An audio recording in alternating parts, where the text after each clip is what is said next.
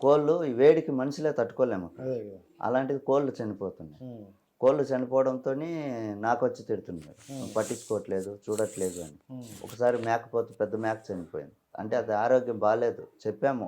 అప్పుడు శ్రీలంక అతను ఉన్నాడు. ఉమ్, అప్పుడు ఉంటే అది చనిపోయింది. అప్పుడేం మాట్లాడలేదు అతను. అతను ఉన్నాడు, అది చనిపోయింది, ఏం మాట్లాడలేదు. అతను వెళ్ళిపోయిన తర్వాత ఒక మేక పిల్ల ఈనింది ఒకటి. అది ఎండకి చనిపోయింది పిల్ల. అది కడుపులో చనిపోయిందో బయటికి ఈని చనిపోయిందో తెలియదు. ఇసుక తుఫాన్ వచ్చేసి ఓకే. ప్రతి అరగంటకి ఎంత ఎండ ఉన్నా ఇసుక తుఫాన్ వచ్చినా వెళ్ళి చెక్ చేస్తూ ఉండాలి. మేకలు కానీ, పావురాలు కానీ, బాతులు కానీ అన్నిటినీ చెక్ చేస్తూనే మళ్ళీ ఉండాలి. అన్నీ ఒక రౌండ్ వేసుకుని వెళ్ళాలి. ఒక రౌండ్ లేదు, ప్రతి హాఫ్ అన్ అవర్కి ఎండ అయినా తుఫాన్ అయినా ఏమొచ్చినా నేను వెళ్ళి చెక్ చేస్తూనే ఉండాలి. ఉమ్, ప్రతి హాఫ్ అన్ అవర్కి వెళ్ళాల్సిందే కంపల్సరీ, లేకపోతే ఒప్పుకోడు. ఉమ్, ఫోన్ చేస్తాడు, వీడియో కాల్ చేస్తాడు, ఎక్కడున్నావు, ఇలా సార్ ఇదో చెకింగ్ బాబా, నాకు అరబీ రాదు, ఉమ్, చెకింగ్ బాబా, చెకింగ్ అని చెప్తా ఉన్నాను. ఉమ్, చెకింగ్ గుడ్ అనేవాడు. అంటే చెక్ చేస్తా ఉంటే మంచిగా ఉంటాడు. ఉమ్, లేదు బాబా రూమ్ అందని అనుకో, ఏం పని చేస్తున్నావు, రూమ్లో పడుకుంటున్నావా, అరే పడుకునేది ఆడ చనిపోతుంటాం, మనిషిలే చచ్చిపోతున్నాం ఎండకి, పడుకున్నావా అని అడుగుతాడు వాడు. ఇంకా ఉమ్, నా వల్ల కావట్లేదని చెప్పని ఆ పిల్ల చనిపోయింది. ఉమ్, పిల్ల చనిపోతేనే వచ్చాడు. పిల్ల చనిపోయింది, నువ్వు చెక్ చేయలేదని చెప్పి కొట్టడానికి వచ్చాడు. మళ్ళీ బా. కొట్టడానికి వచ్చి, నీ జీతం ఇయ్యను, నీకు ఇండియాకి పంపును, ఉమ్, నువ్వెవరు చెప్తావు చెప్పుకో అని చెప్పని, నీ జీతం అంతా కట్ చేస్తాను ఉమ్, అని చెప్పనేసి జీతం కూడా ఇవ్వలేదు. జీతం ఇవ్వలేదు. ఉమ్, సరిగ్గా తిండి ఉండేది కాదు. తిండి ఒకవేళ చేసుకున్నా భీమ్ వాళ్ళు ప్రతి శుక్రవారం డిన్నర్ చేసుకుంటారు అక్కడ. ఉమ్, అవును. ప్రతి శుక్రవారం డిన్నర్ చేసుకుంటే ఆ శుక్రవారం వచ్చిందంటే నరకం ఎట్లా ఆ రోజు ఇంకా ఎక్కువ ఉంటుంది. మీకా? నరకమే ఆ రోజు. ఇంకా ఉమ్, తెల్లవారుదలు ఇంక నిద్రపోయేది లేదు నైట్. ఇంకా ఉమ్, తెల్లవారుజాము 4:30-5 దాకా వాళ్ళకి చాయ్ గవ్వ పెట్టిస్తూ టీ కానీ అందించుకుంటూ, ఇంకా వాళ్ళకి నీళ్ళ బాటిళ్ళు, ఇంకా వాళ్ళు తినేసి మటన్ కానీ, చికెన్ కానీ, పావురాల మాంసం కానీ తెచ్చుకుంటారు వాళ్ళు. అవన్నీ బాగా వంటలు చేస్తే ఒక పెళ్ళికి ఎన్ని పాత్రలు అయితే తీస్తామో అన్ని పాత్రలు మనము చేస్తామన్నమాట. ఉమ్, అన్ని పాత్రలు కడగాలి. ఇసుక తుఫాన్ వచ్చిందంటే క్లీన్ చేస్తారు. ఆ ఇసుక తుఫానికి దుమ్మంతా నిండిపోతుంది. ఉమ్, అవంతా క్లీన్ చేయాలి వీళ్ళు వంట చేసే రోజు. అన్నీ క్లీన్ చేసి పెట్టాలి. అవన్నీ క్లీన్ చేసిన తర్వాత మళ్ళీ వాళ్ళు భోజనం వండుకుంటారు. అన్ని బోకులు వండేస్తారు. అవును. అన్నీ వండిన తర్వాత అవన్నీ తీసుకెళ్ళి ఏసీ రూమ్లో పెట్టాలి. బా.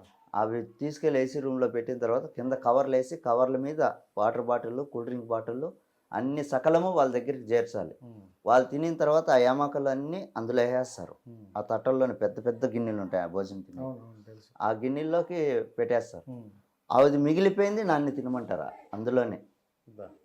అందులోనే తినమనేవాళ్ళు. నువ్వు తినకపోతే నేను చనిపోతాను అక్కడ, నా వల్ల అవ్వదు. అప్పటికే అయిపోయి ఉంటుంది నా పని. ఉమ్, వాళ్ళు ఉన్నని చెప్పు కనీసం కూర్చోకూడదు, ఉమ్, కింద కూర్చోకూడదు, నిలబడుకునే ఉండాలి, చేతులు కట్టుకునే ఉండాలి. ఉమ్, వాళ్ళు చెప్పిందల్లా చేస్తూ ఉండాలి. వాటర్ బాటిల్ తెస్తాను. ఒకసారి వాటర్ బాటిల్ ఫ్రిడ్జ్ ఉంది అక్కడ, ఐస్ గడ్డలు తెచ్చేస్తారు అందులో. ఓకే. వారానికి ఒకసారి ఒక 3 ప్యాకెట్లు ఐస్ గడ్డలు తెచ్చేస్తారు. ఉమ్, ఉమ్, అందులో వాటర్ బాటిల్ పెట్టిండాలి వాళ్ళ కోసం. ఈ వేడికి తట్టుకోలేక వాటర్ బాటిల్ తాగేవాడిని కొన్ని. ఉమ్, తాగుతుంటే అప్పుడు శ్రీలంక అతను కూడా తాగేవాడు. ఉమ్, అప్పుడు అతను ఉన్నప్పుడు మాట్లాడలేదు అతన్ని. ఓకే. నేను ఎప్పుడైతే అతను వెళ్ళిపోయాడో వాటర్ బాటిల్ తాగానో కొట్టడానికి వచ్చాడు. ఆ నీళ్ళు నీ కోసం కాదు, మా కోసం తెచ్చుకున్నాం, మీరు ఎందుకు తాగుతున్నావు, నువ్వు నీకు ఆ ట్యాంకులో నీళ్ళు ఉన్నాయి కదా అవి తాగనివాడు. 7 అయిందంటే నీళ్ళు మనం పొయ్యిలో పెట్టితే ఎలా కాగుతుంటాయో ఉమ్, అలా కాగుతుంటాయి. 7 గంటలకే, మార్నింగ్ 7 గంటలు 7 గంటలకే అంత ఎండ ఉంటుందా? భయంకర. మంచి సంబంధం కావాలి కానీ ఫ్యామిలీ దూరం వెళ్ళి ఈ జాబ్ ఒకసారి చూపించాడు మా కపిలే వచ్చి, ఉమ్, 67 డిగ్రీలు అతనే చూపించాడు. చూపించిన తర్వాత మళ్ళీ కొద్దిగా తగ్గింది, 60 కాటికి 57-60 డిగ్రీలకు వచ్చేసింది ఎండ. ఉమ్, ఇంకా అక్కడికి నేను ట్యాంకులో నీళ్ళు పట్టుకొచ్చి ఆ ఫ్రిడ్జ్లో పెట్టుకొని తాగేవాడిని. స్మెల్ వచ్చేటివి నీళ్ళు. అవి ట్యూబ్లో ఉంటాయి కదా, ఉమ్, నీళ్ళు కడిగేది దానికి కడిగే ఆస్కారం లేదు. పెద్ద వాటర్ ట్యూబ్లు ఉంటాయి, అవి కడిగేదానికి ఆస్కారం ఉండదు. అవి దాంట్లో నీళ్లు తాగేదానికి వాడుకునేవాడిని. ఉమ్, స్నానానికి అవే, మేకలకి, గొర్రెలకి, పావురాలకి అన్నిటికీ అవే. ఉమ్, అన్నీ కొలాయి తిప్పి పట్టుకునేవాడిని. అవి తాగడానికి ఉపయోగించుకునేవాడిని, భోజనానికి కానీ అన్నీ అవి. ఇంక నా వల్ల కావట్లేదు, భోజనం టయానికి తిండి ఉండట్లేదు, ఇది ఉండట్లేదు. ఇంక నేను ఎలాగో పోతాను ఇక్కడ, అర్థమైపోయింది, ఇక్కడ బతుకున్నా వీడు ఖచ్చితంగా చంపేస్తాడు అవును. అని చెప్పని ఒక వీడియో పెట్టాను. ఎందుకంటే నా ద్వారా ఇంకొక 10 మంది అయినా రాకుండా నిలిచిపోతారేమో. అంటే ఈ ఆలోచన ఎలా వచ్చింది, అసలు దేంట్లో పెట్టారు వీడియో? ఇన్స్టాలో? సోషల్ మీడియాలో పెట్టాను. దాంట్లో పెట్టేసరికి ఇది వైరల్ అయిపోయింది. వైరల్ అయిపోవడము, మా వాళ్ళు మళ్ళీ మా ఊర్లో సర్పంచ్ సార్ గారు వాళ్ళంతా చూడడము, మా వాళ్ళు వెళ్ళి కలవడము, ఇలా అతను సర్పంచ్ సార్ కూడా మాకు ఫోన్ చేసి వీడియో కాల్ చేసి మాట్లాడడము, ఇదంతా జరిగిందాం. మళ్ళా అక్కడ నాలాగా పనికి ఒక అతను వచ్చారు, డ్రైవర్, హోటల్లో పని చేస్తున్నాడు. ఓకే. అతను మళ్ళా టీడీపీ ఇన్ఛార్జ్, అక్కడ ఇన్ఛార్జ్ ఉన్నారు. ఓకే. అతను కారు నాకు ఫోన్ చేశాడు. ఫోన్ చేసి ఇట్లా కారు పంపుతాము, నువ్వు అడ్రస్ లొకేషన్ పెట్టున్నాను. నేను అంతగా చదువుకోలేదన్నా, లొకేషన్ మనకు తెలియదు అని చెప్పాను. అయినా సరే నేను చెప్తాను అట్లా పెట్టని చెప్పని అద్దంలో చూపిస్తూ ఉంటే మొబైల్ ఇది ఇలాగ చేయాలి ఇలా చేయాలి అని చెప్పాను. లొకేషన్ పెట్టాను. అన్న అక్కడ సీసీ కెమెరాలు ఉన్నాయన్నాడు. లేవు అని చెప్పాను. జనరేటర్లు స్టార్ట్ ఉంటేనే అన్నీ ఆన్లో ఉంటాయి, సీసీ కెమెరాలు కూడా లేవులే.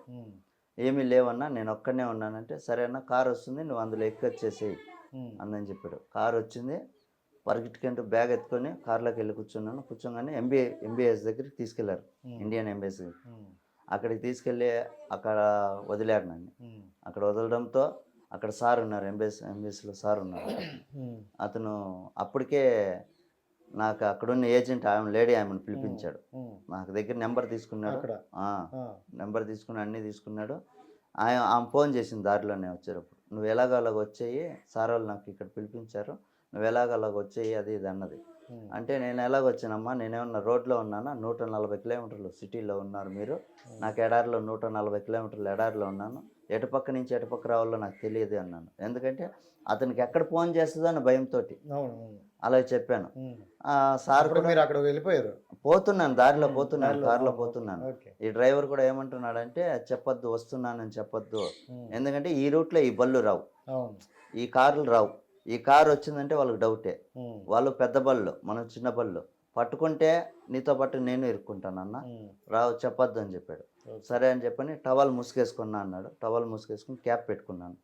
ఏమన్నా దారిలో ఎదురు పడితే ఇబ్బంది లేకుండా, వాళ్ళు పెద్ద బళ్ళు ఒక్కొక్కటి 300 స్పీడ్ కావాలంటే వెళ్తాయి బండ్లు, భయంకరమైన స్పీడు. తోలేది అలాగే తోలుతారు వాళ్ళు బండ్లు. నేను ఎయిర్పోర్ట్లో దిగినప్పుడు నేను తీసుకెళ్ళి అప్పుడు చూశాను, 250 స్పీడ్ తొక్కుతారు బళ్ళు, అంత భయంకరంగా ఉంటాయి బళ్ళు కూడా స్పీడు.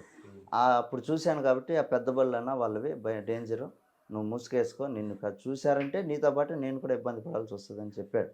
సరే అని చెప్పాను. ఎలాగో ఏజెన్సీ దగ్గరికి చేరుకున్నాను. చేరుకున్న తర్వాత సార్ చెప్పాడు, ఆ అబ్బాయి కూడా వచ్చేసాడు, ఇట్లా ఇందాక నీకు చెప్పడం ఆ అబ్బాయి ఇక్కడికి వస్తున్నాడని చెప్తే నువ్వు ఎక్కడ కపిల్కి ఫోన్ చేస్తావు అని అబ్బాయి చెప్పలేదు, మొత్తానికైతే అబ్బాయి ఇక్కడ చేరుకుంటున్నాడు, ఇంకొక 10 నిమిషాల్లో వస్తాడని చెప్పంటే సరే అని చెప్పింది. నాకు ఇందాక చెప్పితే ఇందాక రానీకపోదును కదా, నీ వీసా కానీ అన్నీ తీర్చాను కదా అని. నీకు నేను వెళ్ళిన వారానికే చెప్పాను, నేను ఇక్కడ ఉండలేను, ఏదో ఒకటి పెళ్ళి ఉంది అది ఇది అని చెప్పాను కదమ్మా. అప్పుడు 71,000 అడిగాడు కదా అందంటే, ఎందుకు 17,000 కడితే వెళ్ళిపో, టికెట్ తీసి పంపించేసేవాడు కదా అని. 17,000 అయితే నా నెల జీతమే ఉంది కదా, 30,000 దాకా ఉంది కదా, నా జీతం నాకు ఇచ్చేస్తే దాంట్లోనే ఇంకా నాకే రిటర్న్ వస్తుంది కదా, మరి అప్పుడు పట్టించుకోలేదే అమ్మా, ఇప్పుడు చెప్తున్నారా అని అన్నాను.